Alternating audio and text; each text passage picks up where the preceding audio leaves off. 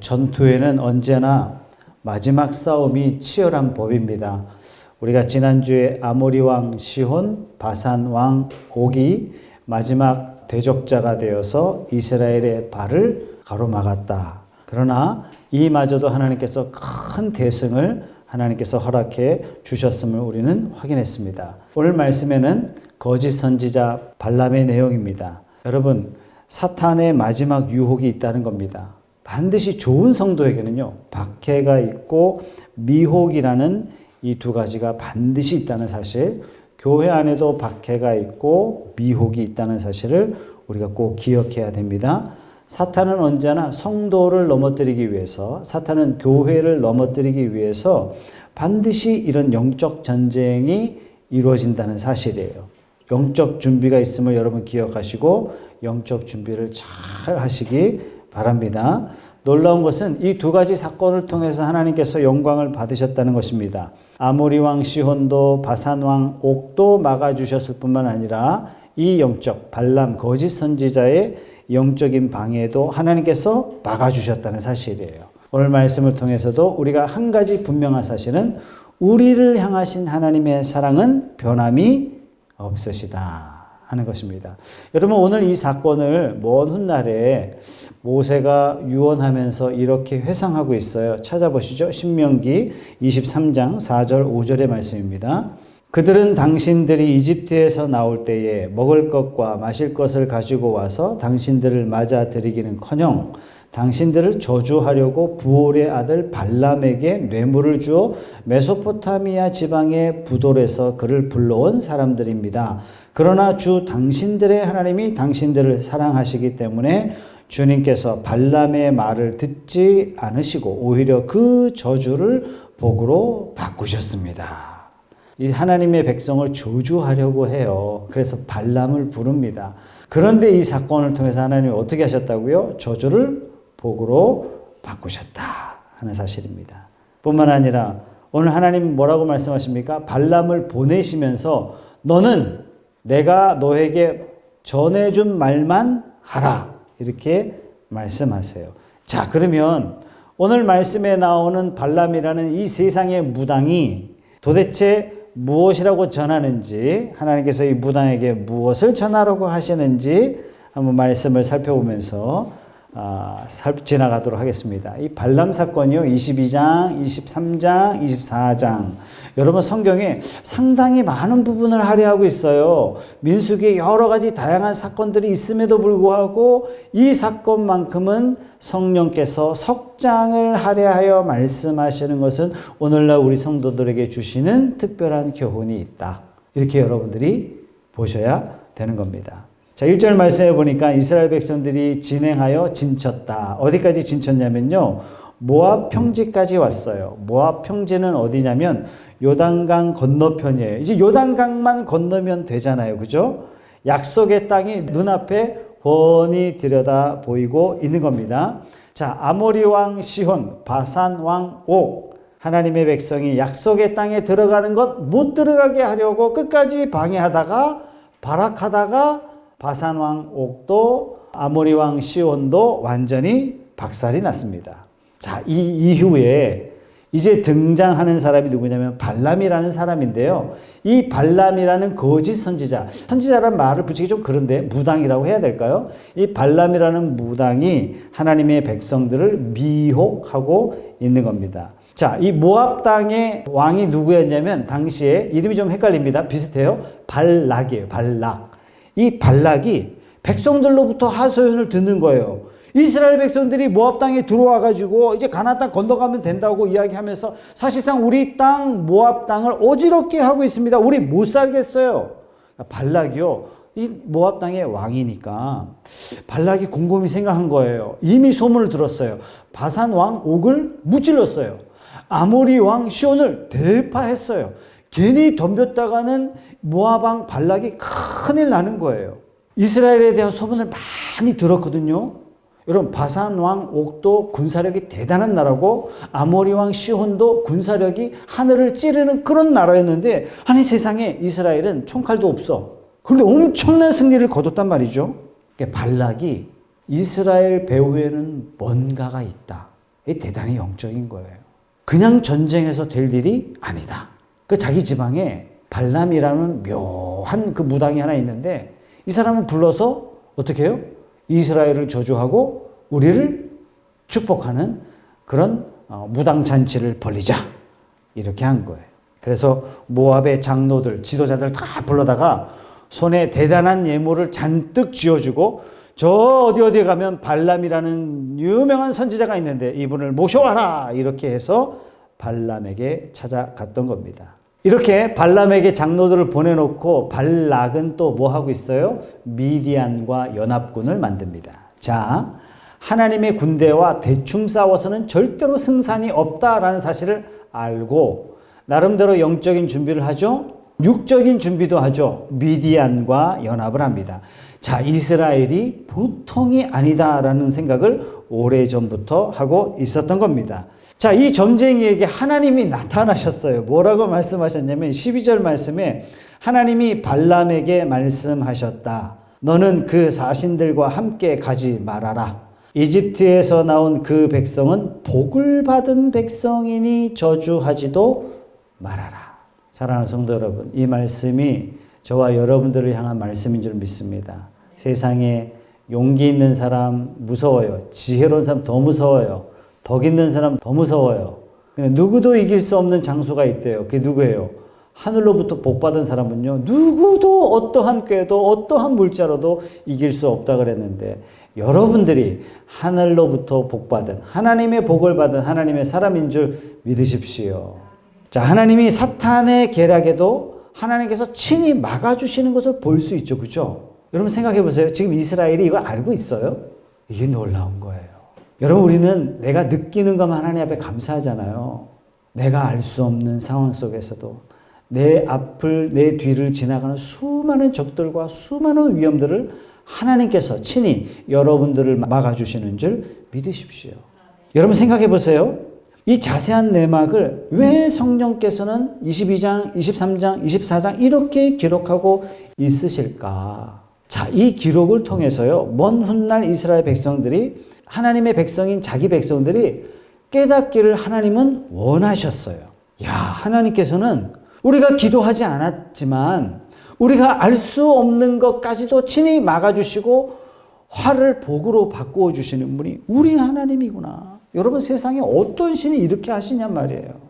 여러분, 미가서 6장 3절에서 5절 말씀 한번 찾아보겠습니다.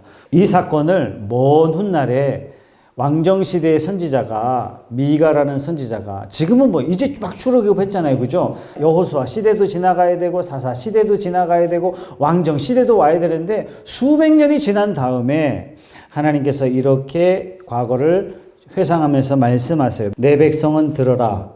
내가 너희에게 어떻게 하였느냐? 내가 너희에게 짐이라도 되었다는 말이냐? 어디 나에게 대답해 보아라. 나는 너희를 이집트 땅에서 데리고 나왔다. 나는 너희의 몸값을 치르고서 너희를 종살이하던 집에서 데리고 나왔다. 모세와 아론과 미리암을 보내서 너희를 거기에서 데리고 나오게 한 것도 바로 나다. 내 백성아, 모압의 발락 왕이 어떤 음모를 꾸몄으며 부올의 아들 발람이 발락에게 어떻게 대답하였는지 기억해 봐라. 시딤에서부터 길갈에 이르기까지 행군하면서 겪은 일들을 생각해 보아라. 너희가 이 모든 일을 돌이켜보면 나 주가 너희를 구원하려고 한 일들을 너희가 깨닫게 될 것이다.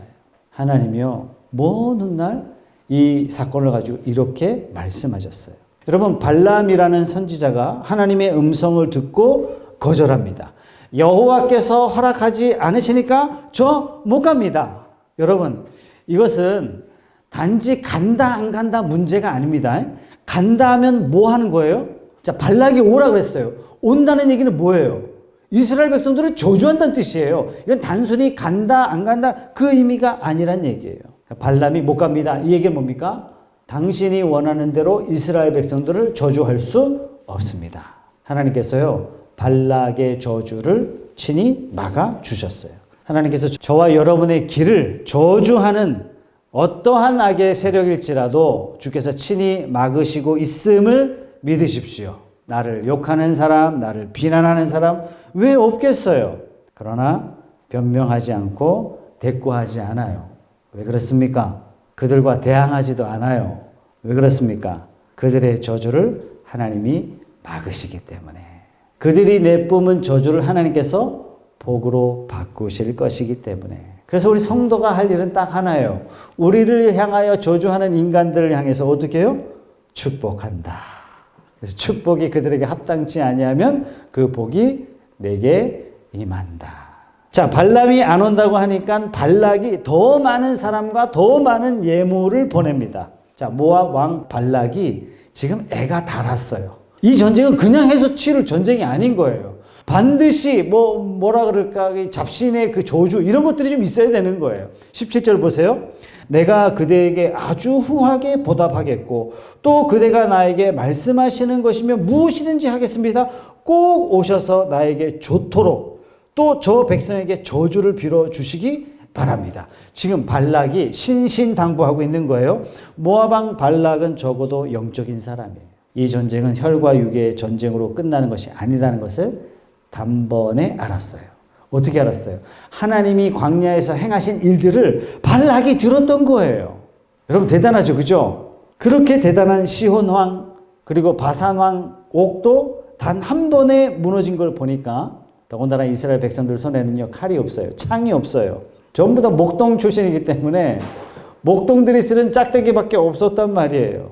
그런데 이 백성들 앞에서 시혼과 옥이 완전히 무너졌어요. 이 세상왕 발락도 아하, 이것은 영적인 전쟁이구나. 사랑하는 성도 여러분, 여러분들의 직장 생활 또 사업의 비즈니스 현장 다 영적인 전쟁입니다. 영적인 전쟁에서 하나님 의지하고 승리하시길 바랍니다. 자, 밤에 하나님께서 발람에게 나타나셨어요. 발람에게 나타나셔서 하나님께서 이렇게 말씀하세요.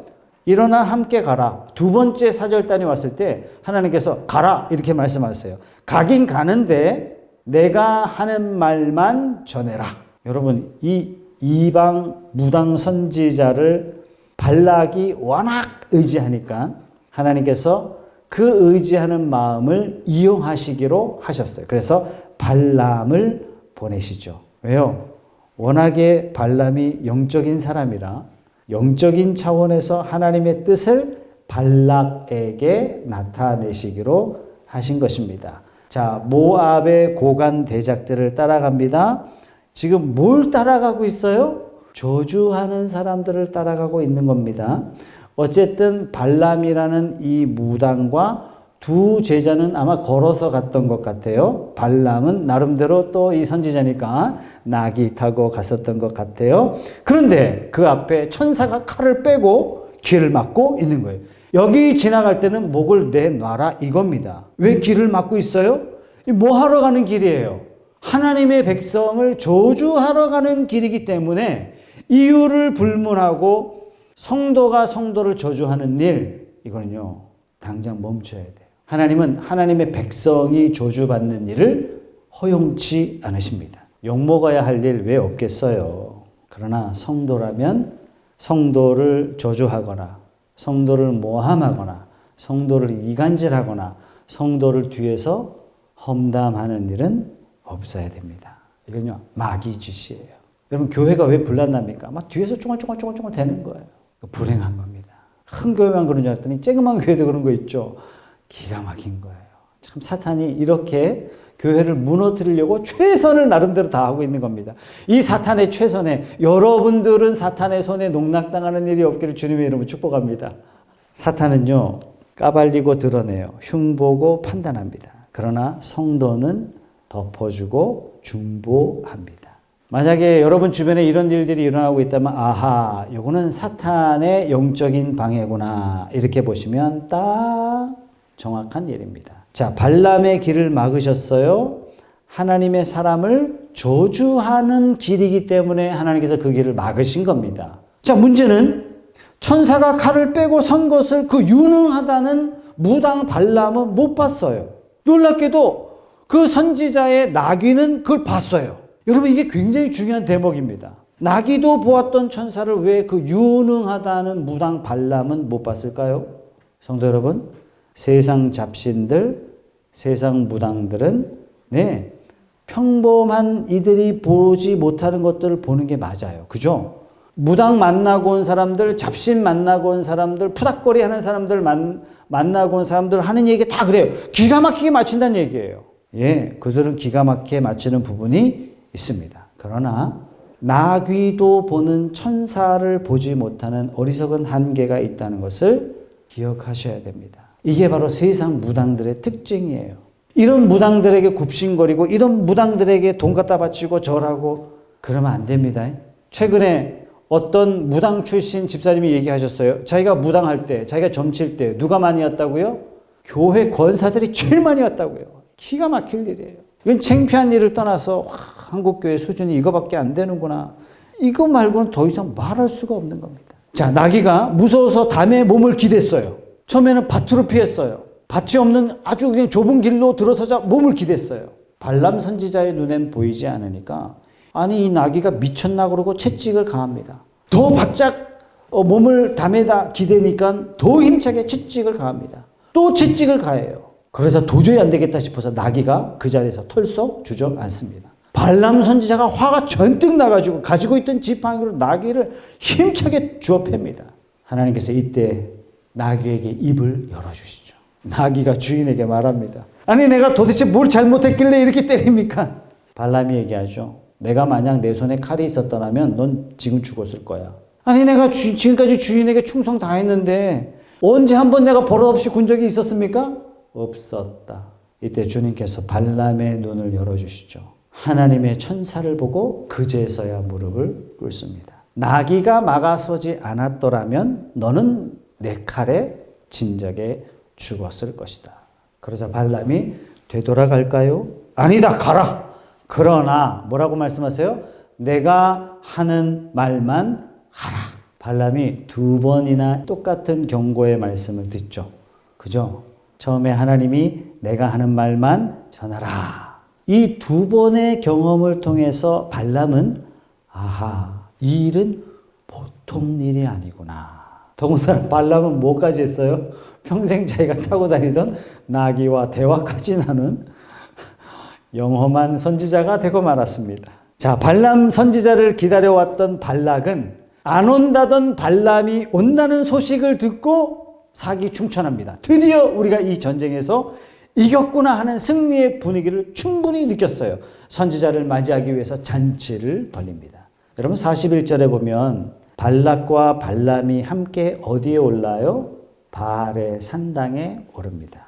왜 그랬을까요? 발람은 하나님의 음성을 두 번이나 들었는데 왜 바알의 산당에 올랐을까요? 발람의 소속이 하나님께 속한 사람이 아니기 때문에 바알의 산당에 오르게 되는 것입니다. 하나님이 발람을 구원한 거 아닙니다. 잠시 그를 사용했을 뿐입니다. 사랑하는 성도 여러분, 나귀도 보는 천사도 못 본 것이 세상 잡신들, 세상 무당들의 특징입니다. 여러분 말씀에 귀를 기울이지 않으면요 불평하고 불만하고 왜 교회 성도들이 무당의 소리에 귀를 기울이는 행위를 하실까요? 이거 하나님 기뻐하실까요? 우상에게 절하는 이 행위를 하나님께서 가장 싫어하세요.